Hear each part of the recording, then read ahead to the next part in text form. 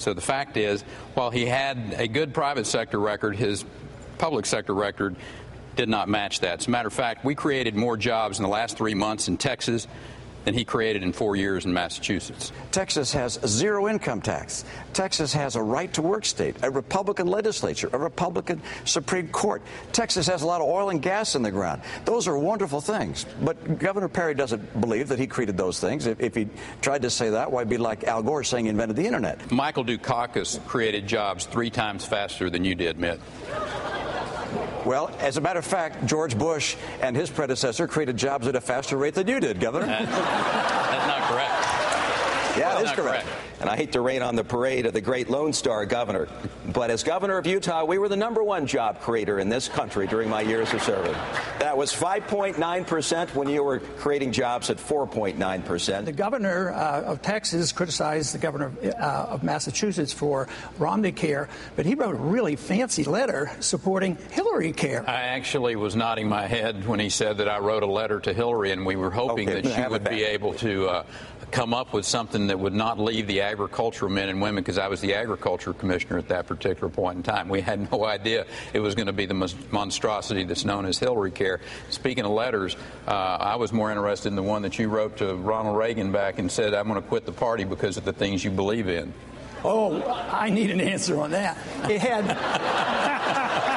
In the 1980s, we spent too much, we taxed too much, we built up our deficits, and it was a bad scene. Therefore, I support the message of Ronald Reagan. The message was great, but the consequence, we have to be honest with ourselves. It was not all that great. Huge deficits during the 1980s.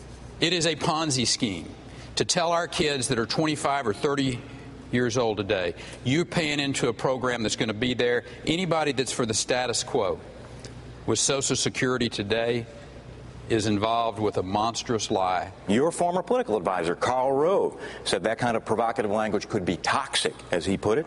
My understanding is you're standing by every word you've written in that book. Yes, sir. Is that right? You know, Karl has been over the top for a long time in some of his remarks. So, I'm not responsible for Karl anymore. He's your home state governor. Is he less conservative than meets the eye? Much more so, yes. Just take the HPV.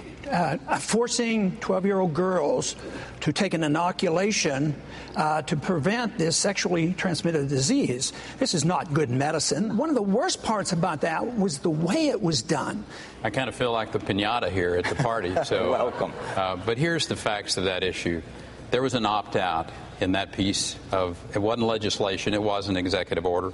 I hate cancer. Cervical cancer is caused by HPV. We wanted to bring that to the attention of these thousands of tens of thousands of young people in our state. Now, did we handle it right? Should we have talked to the legislature first before we did it? Probably so. But at the end of the day, I will always err on the side of saving lives. We have Governor Perry's out there and claiming about states' rights and states' rights. How about parental rights being more important than states' rights? How about having, instead of an opt-out, an opt-in? I am offended that the government would tell me, and by an executive order, without even going through the process of letting the people have any kind of input.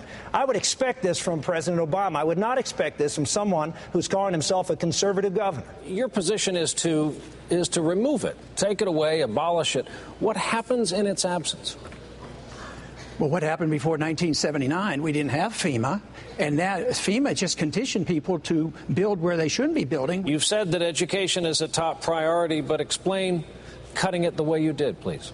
Well, I think the reductions that we made were thoughtful reductions, and the fact of the matter is Texas has made great progress in the 10 years that I've been governor, from the standpoint of our graduation rates now are up to 84%. When you share the border with Mexico, and when you have as many individuals that we have coming into the state of Texas, we have a unique situation. What specifically, in your mind, would make the border secure? You can secure the border, but it requires a commitment of the federal government of putting those boots on the ground, the aviation assets in the air. We think Predator drones could be flown, that real-time information coming down to the local and the state and the federal law enforcement. I think we need to remove the incentive, easy road to citizenship. Nobody has mentioned the fact that they qualify for benefits as well, the welfare benefits. We took out a very bad man in the form of bin Laden, and I tip my hat to him. I give more props to those Navy SEALs that did the job. But the other thing that this president has done, he has proven for once and for all that government spending will not create one job. Keynesian policy and Keynesian theory is now done.